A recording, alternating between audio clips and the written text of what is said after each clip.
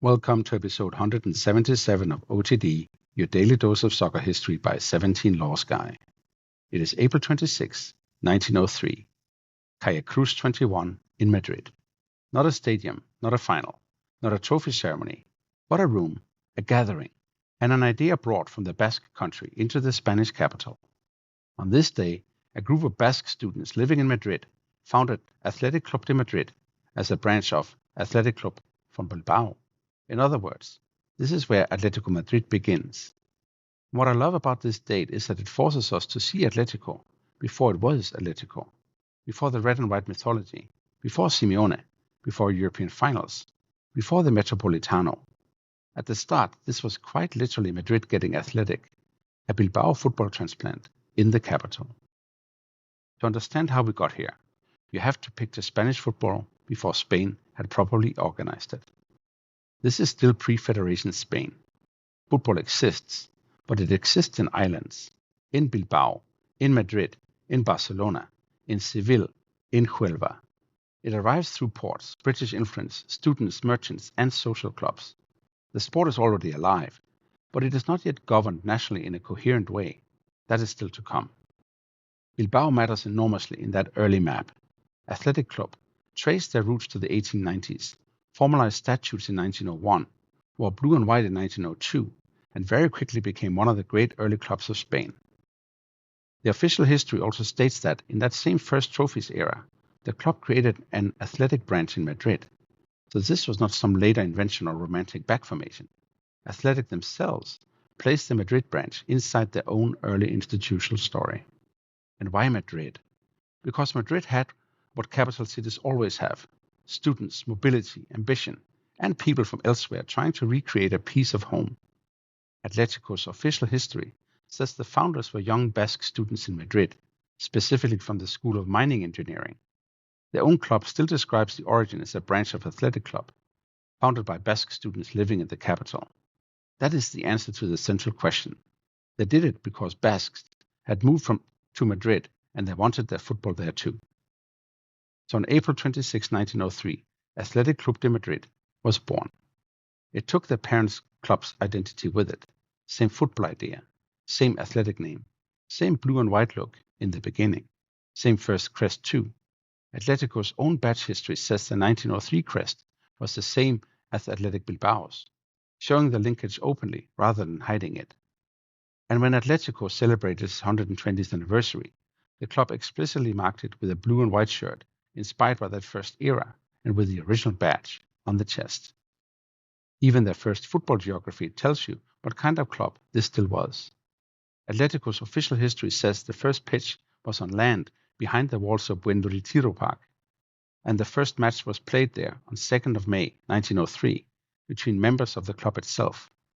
So this is still football in this raw, local, improvised stage. Founders, friends, open ground, and a club not yet quite aware of what it is going to become. But that, of course, is only the beginning. Because the moment you create a branch in a capital city, you create the possibility that one day the branch becomes its own power. And that is exactly what happened. As Spanish football became more formal, more competitive, and more national, the two athletics began to drift apart.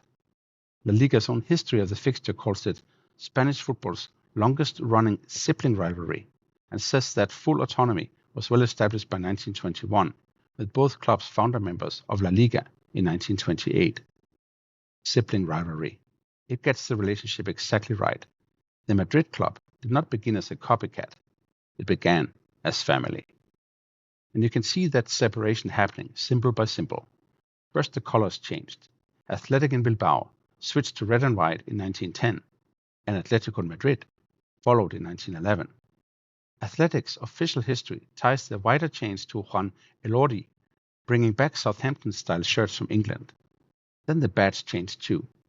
Atletico's 1917 crest incorporated unmistakably Madrid elements: the bear, the madroño tree, the stars, and the stripes.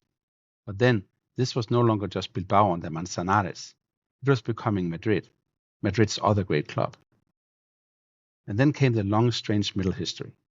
After the Civil War, the club merged with Aviación Nacional and became Athletic Aviación then on January 1st, 1947, changed its name to Club Atlético de Madrid, one of the decisive moments in its identity. The wings disappeared from the badge. The aviation chapter remained part of the story, but the club moved forward under the name we know now. So what does this branch become? It became, in pure results terms, one of the three great powers of Spanish football, even if usually in the shadow of the other two. Atletico's current official and La Liga records credit the club with 11 league titles, 10 Copas del Rey, 1 Cup Winners' Cup, 1 Intercontinental Cup, 3 Europa Leagues, and 3 UEFA Super Cups. That is not the honours list of a plucky outsider. That is the honours list of a giant who has lived next door to two even louder giants. The arc is full of both ascent and damage. There were the early league titles in the 1940s and 50s. There was the great 1996 double. Then there was the humiliation of relegation in 2000 and the return to the top flight in 2002. That matters because Atletico's identity has always been sharpened by instability as much as by glory. Real Madrid built empire through continuity.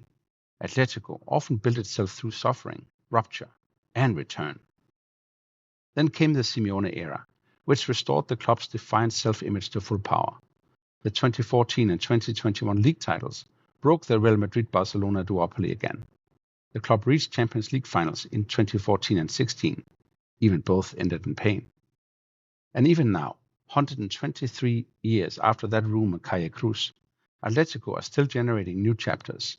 They reached their first Champions League semi-final in 9 years this month by eliminating Barcelona, and then, just days later, lost the Copa del Rey final on penalties to Real Sociedad, another Basque club, which gives the whole week a nice historical sting. So is this Bilbao origin story merely legacy now? No, but it is legacy in the right sense. It is no longer institutional control. Athletic Club do not govern Atletico.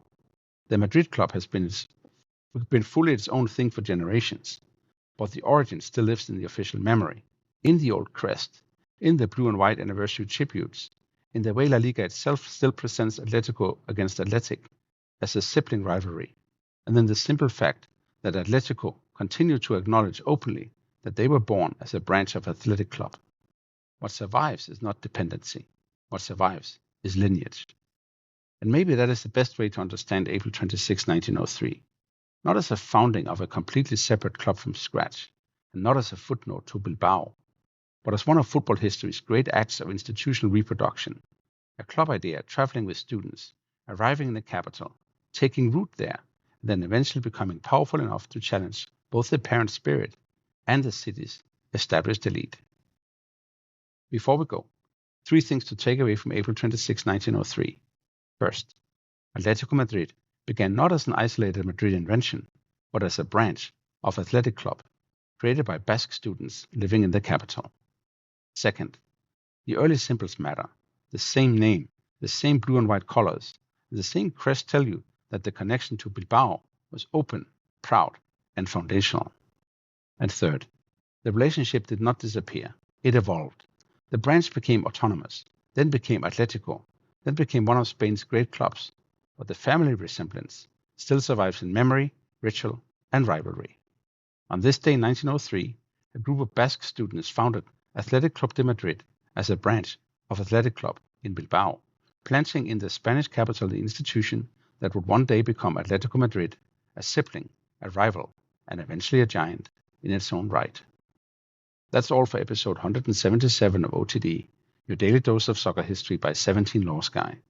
Tomorrow, we go to April 27, 1974, when former United great Dennis Law's backheel sent Manchester United down and mayhem broke out. See you then.